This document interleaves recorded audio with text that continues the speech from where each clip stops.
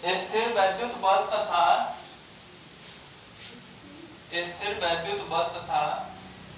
गुरुत्वाकर्षण बल की तुलना। स्थिर वैद्युत बल तथा गुरुत्वाकर्षण बल की तुलना।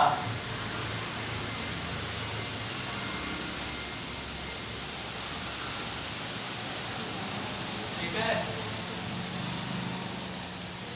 स्थिर वैद्युत बल तथा गुरुत्वाकर्षण बल में तुलना ना।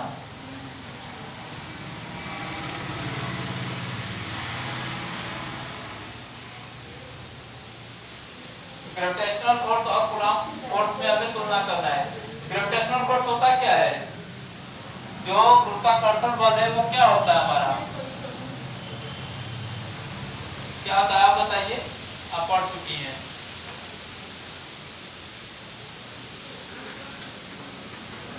गुरुत्वाकर्षण बल क्या होता है हमारा?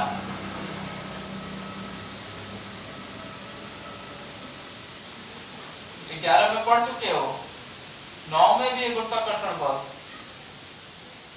ऐसा सभी लोग पढ़ चुके हैं। क्या होता है? गुरुत्वाकर्षण बल जो होता है वो होता है F बराबर G m1 m2 बटा r²। जो स्थिर वैद्युत बल होता है वो F बराबर 1/4 πε0 q1 q2 बटा r²। तो इसको हम लोग यहाँ पे k लिख लें, कोई फर्क नहीं पड़ना चाहिए। यहाँ पे एक परावैद्युतांक k भी हम लोग बढ़ा देते हैं। जब वो वायु या निर्वात नहीं होगा तो k का कोई न कोई मान होगा। अगर आवेश जो है आपका वायु या निर्वात में है तो k का मान 1 होता है। ठीक है, तो गुरुत्वाकर्षण बल बराबर G m1 m2 बटा r²। अब वैद्युत बल अभी हम लोगों ने पढ़ा है 1/4 πε0 q1 q2 बटा r²। तो यहाँ से ये जो F है, F डायरेक्टली प्रोपोर्शनल टू किसके? m1 m2 के, F directly proportional to r² के। यहाँ से ये F क्या है? Directly proportional to q1 q2 के, F directly proportional to r²। इसमें और इसमें मेन डिफरेंस क्या है?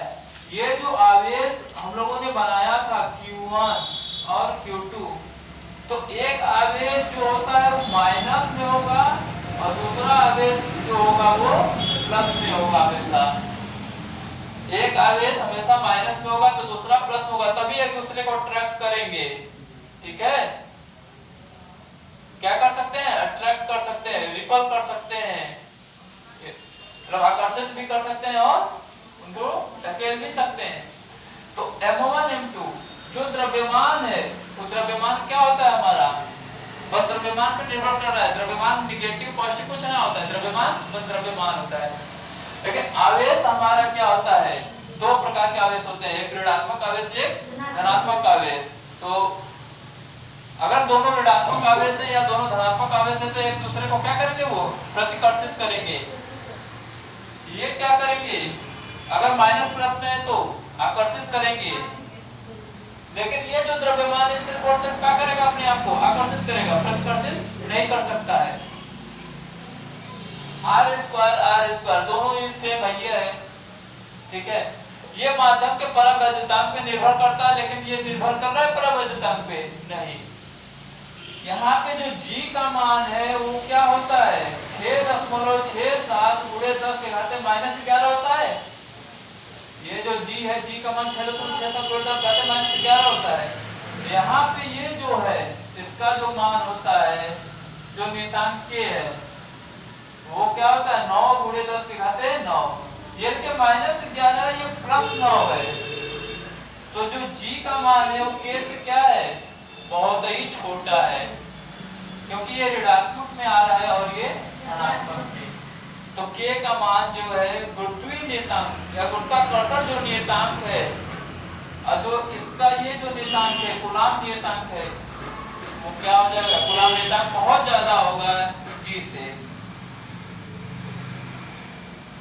क्लियर है? तुलना, डिफरेंस। पहला क्या आया कि जो गुरुत्वाकर्षण बल है वो सिर्फ और सिर्फ उन पदार्थों के द्रव्यमानों पर निर्भर करता है, पदार्थ के द्रव्यमान पर निर्भर करता है। इसमें क्या है, जो कूलम्ब वैद्युत बल है, वैद्युत बल आवेशों के गुणनफल पर निर्भर करता है। और आवेश किस प्रकार के होते हैं, दो प्रकार के होते हैं, एक ऋणात्मक आवेश और एक धनात्मक आवेश। तो गुरुत्वाकर्षण बल सिर्फ और सिर्फ आकर्षित करता है, उसके अंदर आकर्षण बल सिर्फ है। लेकिन वैद्युत बल के अंदर अगर ये प्लस प्लस हो गया जैसे, या माइनस माइनस हो गया, तो ये क्या करेगा, आपको प्रतिकर्षित करेगा, ठीक है। लेकिन अगर माइनस प्लस है या प्लस माइनस है, तो ये क्या करेगा, आकर्षित करेगा। तो वैद्युत बल क्या कर सकता है, प्रतिकर्षित भी कर सकता है और आकर्षित भी कर सकता है। दूसरा, ये दोनों क्या है, दूरी के वर्ग के व्युत्क्रमानुपाती है। गुरुत्वाकर्षण बल भी और स्थिर वैद्युत बल भी, ये दोनों क्या है, दूरी के वर्ग के व्युत्क्रमानुपाती है, ठीक है। तीसरा क्या हो गया, जो गुरुत्वीय नियतांक है, गुरुत्वाकर्षण नियतांक जो है, उसका मान जो ये वैद्युत बल का नियतांक है कि उसकी तुलना में वो बहुत कम होता है, ठीक है। तो नोट कर लीजिए।